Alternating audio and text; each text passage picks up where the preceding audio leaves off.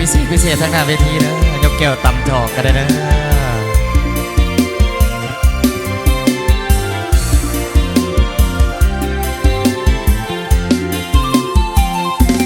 เวรกรรมหรือใดทำให้อายนอนหลับฝันเห็นน้องนุ่งขาดคืนนั้นอายฝันเห็นเจ้า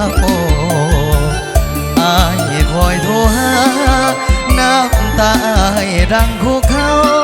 ส่วนอายนี่คิดถึงสาวเจ้าความหลังเก่าอายบ่ลืมลาเสียงเพลงลายควรเนื้อโน้นละยินแล้วลืมเสียงนี้ก็คือเสียงเพลงน้องส่งให้น้องจงจดจำถ้อยคำที่ออกจากใจบ่ได้ลืมน้องไปง่ายๆส่วนหัวใจมอบให้แก่นางหากบุญอายมีชาตินี้คงได้เคียงสองหากเฮาสมปองกับน้องบ่มียามบ่ายจะอยู่เคียงสาวหากเจ้านั้นบ่จืดจางขอหักเดียวบ่มีวันห่างโอ้นวลนางอย่าลืมเธอนะโอ้สาวนาแก้วหลับแล้วอายยังใฝ่ฝันทุกคืนทุกวันยังฝันเห็นดวงใบหน้าอยู่ห่างเพียงกายหัวใจอายยังใฝ่หาทุกคืนวันยากฝันเห็นหน้าตลอดเวลา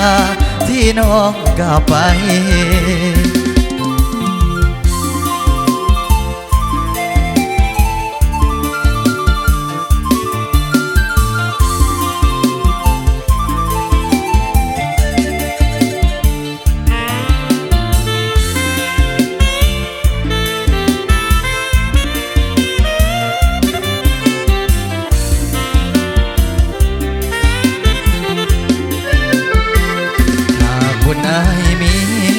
ชาตินี้คงได้เคียงสองหากเขาสมปองกับน้องบ่มียามบ่ายจะอยู่เคียงสาวหากเจ้านั้นบ่จืดจางขอหักเดียวบ่มีวันห่างโอ้นวลนางอย่าลืมเธอนะโอ้สาวนาแก้วหลับแล้วอายยังใฝ่ฝันทุกคืนทุกวันยังฝันเห็นดวงใบหน้า